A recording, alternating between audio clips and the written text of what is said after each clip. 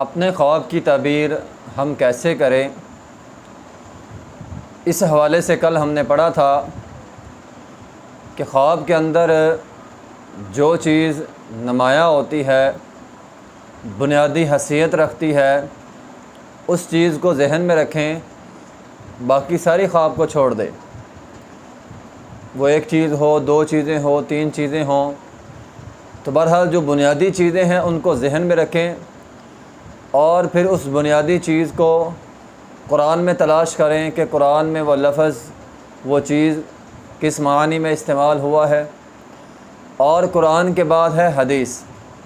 تو آج ہم حدیث کے اندر پڑھیں گے، حدیث کی مثالیں پڑھیں گے کہ وہ جو خواب ہے، وہ لفظ، وہ چیز اگر حدیث کے اندر آئی ہے تو حدیث میں اس کا کیا مطلب اور مفہوم ہوگا۔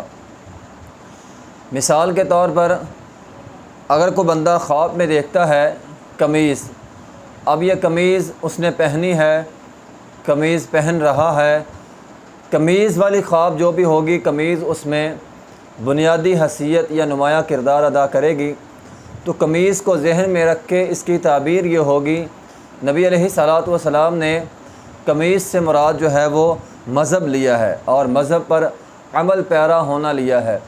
رسول اللہ صلی اللہ علیہ وسلم کی ایک حدیث ہے، آپ علیہ الصلوۃ والسلام نے فرمایا مجھے مختلف لوگ دکھائے گئے، ان لوگوں کو میں نے دیکھا کسی کی قمیض یہاں تک، کسی کی یہاں تک، اور پھر میں نے عمر بن خطاب رضی اللہ عنہ کو دیکھا، انہوں نے لمبی قمیض پہنی ہوئی تھی، حتیٰ کہ ان کی قمیض زمین پر گھسٹ رہی تھی۔ صحابہ کرام نے پوچھا تو نبی علیہ الصلوۃ والسلام نے فرمایا اس سے مراد جو ہے وہ دین پر عمل پیرا ہونا ہے۔ عمر بن خطاب رضی اللہ تعالیٰ عنہ دین پر بہت زیادہ عمل پیرا ہوں گے۔ اسی طرح اگر دودھ ہے تو دودھ کی تعبیر جو ہے وہ علم سے کی جاتی ہے، احادیث کے اندر یہ بات جو ہے وہ ثابت ہے۔ اسی طرح اگر کوئی سیاہ فام بکھرے بالوں والی عورت دیکھ لیتا ہے، اس سے مراد وبا ہوتی ہے۔ رسول اللہ صلی اللہ علیہ وسلم کی حدیث ہے، آپ علیہ الصلوۃ والسلام نے فرمایا میں نے خواب میں دیکھا ہے کہ ایک سیاہ فام عورت مدینے سے باہر نکلی ہے، اور پھر آپ نے اس کی تعبیر یہ پیش کی کہ جو مدینے کے اندر وبا تھی اب وہ مدینے سے جا چکی ہے، مدینے سے منتقل ہو چکی ہے۔ اسی طرح اگر بارش ہو رہی ہے تو بارش کی تعبیر جو ہے وہ علم سے ہوتی ہے، ہدایت سے ہوتی ہے۔ بہت ساری احادیث کے اندر یہ بات جو ہے وہ ہمیں مل جاتی ہے، بارش کو ہدایت کے ساتھ اور علم کے ساتھ تعبیر فرمایا گیا ہے۔ اسی طرح ایک حدیث کے اندر آیا بھی ہے کہ نبی علیہ الصلوۃ والسلام نے فرمایا مجھے جو علم دے کر مبعوث کیا گیا ہے اس کی مثال جو ہے وہ بارش کی طرح ہے۔ اسی طرح اگر گھر آپ نے دیکھا ہے خواب کے اندر، تو گھر کی ایک تعبیر جو ہے وہ جنت بھی ہوتی ہے۔ نبی علیہ الصلوۃ والسلام کو گھر دکھایا گیا تھا خواب کے اندر، فرمایا میں نے گھر دیکھا، اور بعد میں فرمایا اس کی تعبیر جو ہے وہ جنت ہے۔ اسی طرح اگر دسترخوان ہے تو دسترخوان کی تعبیر جو ہوتی ہے وہ اسلام ہوتی ہے۔ اسی طرح اگر اونٹ ہے، خواب کے اندر دیکھا ہے اونٹ چروا رہا ہے، اونٹ ساتھ ہیں، تو اونٹ سے مراد عزت ہوتی ہے۔ بکریاں ہیں تو اس سے مراد جو ہے وہ برکت ہوتی ہے۔ اس طرح گھوڑے ہیں تو گھوڑوں سے مراد خیر اور بھلائی ہوتی ہے۔ رسول اللہ صلی اللہ علیہ وسلم کی حدیث ہے، آپ علیہ الصلوۃ والسلام نے فرمایا نبی علیہ الصلوۃ والسلام نے فرمایا اونٹوں کے مالکوں کے لیے، اپنے مالکوں کے لیے باعثیت جو ہیں وہ اونٹ عزت کا باعث ہوتے ہیں، اور بکریاں جو ہیں وہ باعثیت برکت ہوتی ہیں اپنے مالکوں کے لیے۔ اور اسی طرح فرمایا اللہ تعالیٰ نے قیامت تک گھوڑوں کی پیشانیوں کے اندر خیر اور بھلائی رکھ دی ہے۔ اسی طرح اگر کھجور کا درخت دیکھا ہے، اس سے مراد اسلام، مسلمان، مومن ہوتا ہے۔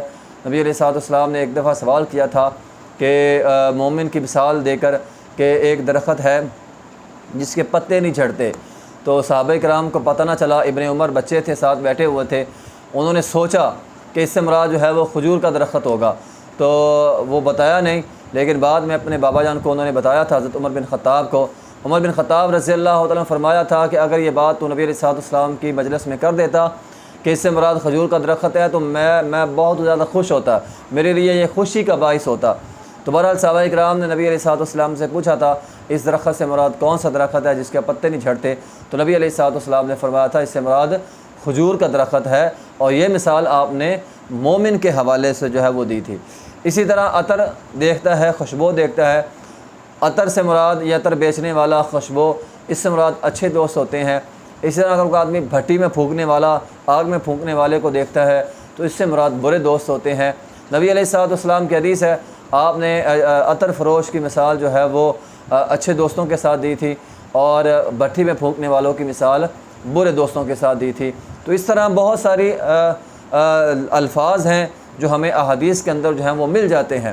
تو آدمی خواب کے اندر کوئی چیز دیکھتا ہے تو وہ چیز، وہ لفظ، وہ بنیادی حیثیت رکھنے والی چیز جو ہے، آپ اس کو حدیث کے اندر تلاش کریں کہ حدیث میں وہ لفظ کس معنی میں استعمال ہوا ہے، تو جس معنی میں وہ استعمال ہوا ہوگا وہی اس کی جو ہے وہ تعبیر ہوگی۔ وآخر دعوانا الحمدللہ رب العالمین۔